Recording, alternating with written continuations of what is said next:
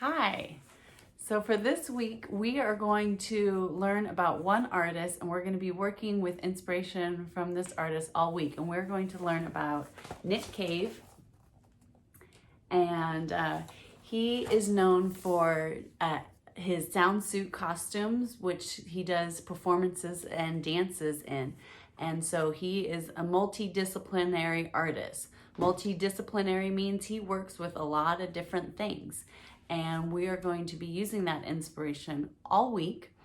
So today I'm going to show you a bunch of stuff from this book that I have. It's a big, amazing book that I got from the San Francisco Yerba Buena Center for the Arts when he had a huge exhibition there a few years ago. And then each day I will have a different lesson inspired by his work. And then starting on Wednesday, we're actually going to make our own sound suits, and we're going to spend a couple of days doing that, or 3 days. So Wednesday, Thursday, Friday, there will be more information about making our own sound suits.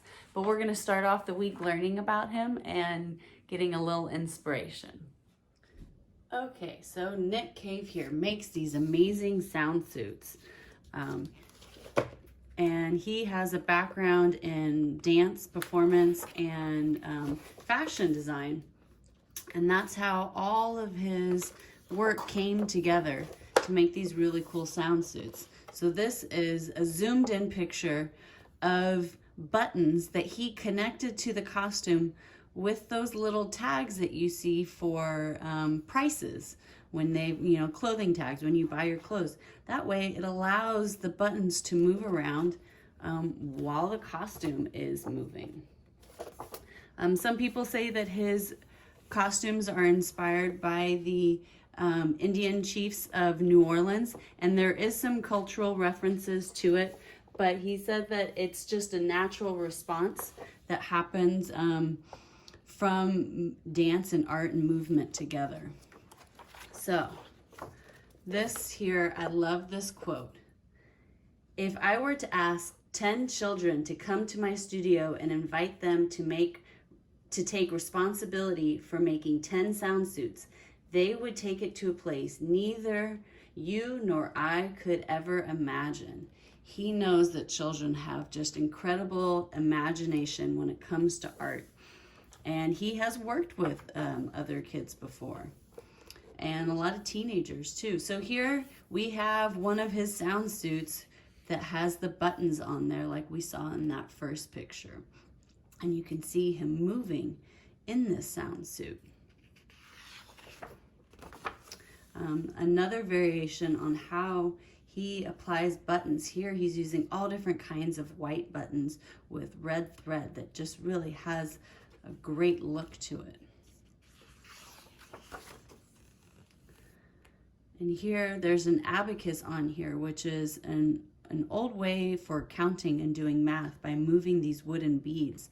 And so if he moves his face in different ways, I imagine they move on their own too.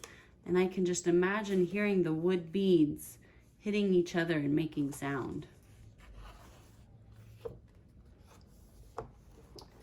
He goes to a lot of flea markets and thrift stores where he finds lots of embroidered fabric and beaded fabric that he brings all together to make new costumes, as well as these, metal enamel flowers and animals that he's found. Maybe they were in chandeliers and stuff. He puts it all together in these really interesting costumes.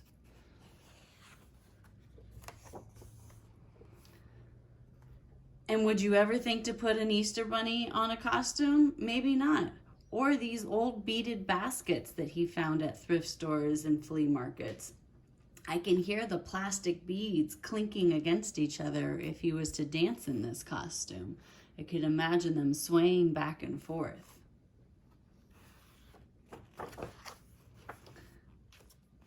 Oh, here's my ticket from when I went. Let's see. 2009. Some of you weren't even born in 2009.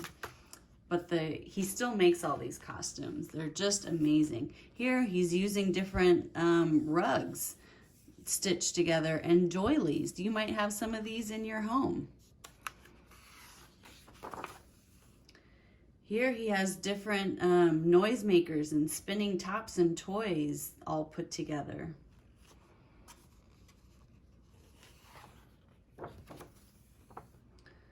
He's putting birds and hanging beads around here. I can see those swaying back and forth and making lots of noise too. And he's also used twigs for a lot of things because his sound suits actually were first started with a twig. He was having a lot of feelings that he needed to process, and he went to a park one day and he was walking around in a park and he looked down and he saw a twig, and somehow this twig gave him all this inspiration, and he went home, or he started collecting a bunch of twigs, and he went home and he started making these costumes. So the costumes first started out with all these twigs. Can you imagine what the sound of all these twigs are as they move with his dancing? Let's see what else.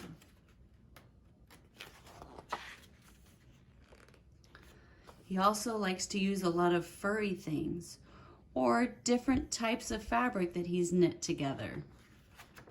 I'm going to get a close-up on that here.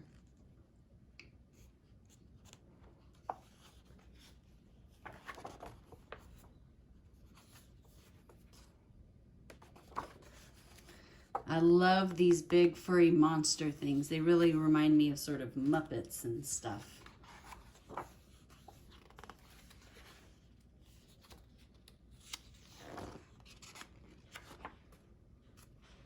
Such great colors and patterns. And here you can see what happens when he jumps.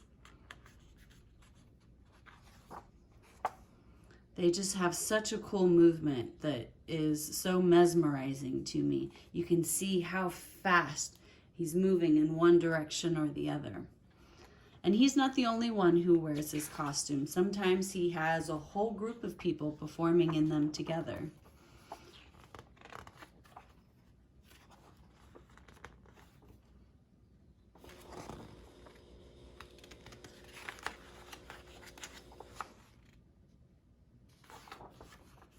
And then you see them in museums exhibited like a fashion show. And like sculptures. Some of them only exist as sculptures, and some of them get a lot of dancing in as well.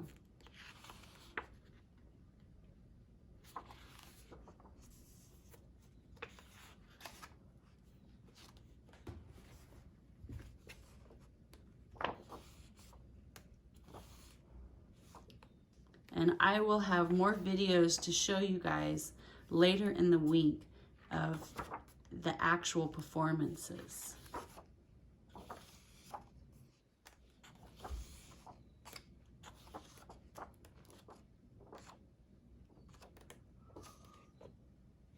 You can see where it's almost like a collage of taking all these different beaded costumes and embroiders and putting them all together on these big circles. And these circles are really big. This says it's 96 inches across. So that is 8 feet wide.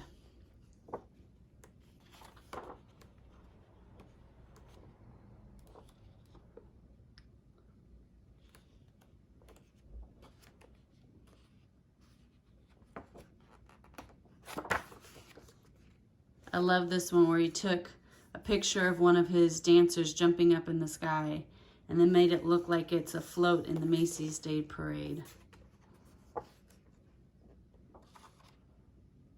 Or maybe a twig creature at the zoo. Could be walking on the moon or leaping through a crowd.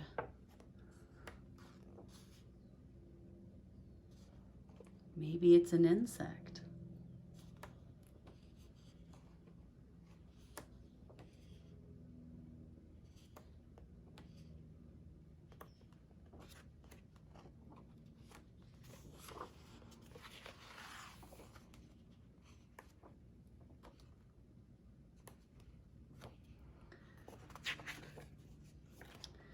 And here he is at the studio, where you can see he has piles of clothes that he's collected from thrift stores and flea markets that will get assembled into maybe a wall hanging, maybe a costume. We can see they're laying out the doilies here of how to place them. And looks like there will be a lot more filling in the space if we look at one of the assistants working on another costume over here and another assistant over here. So you can see he has a whole team of people working together.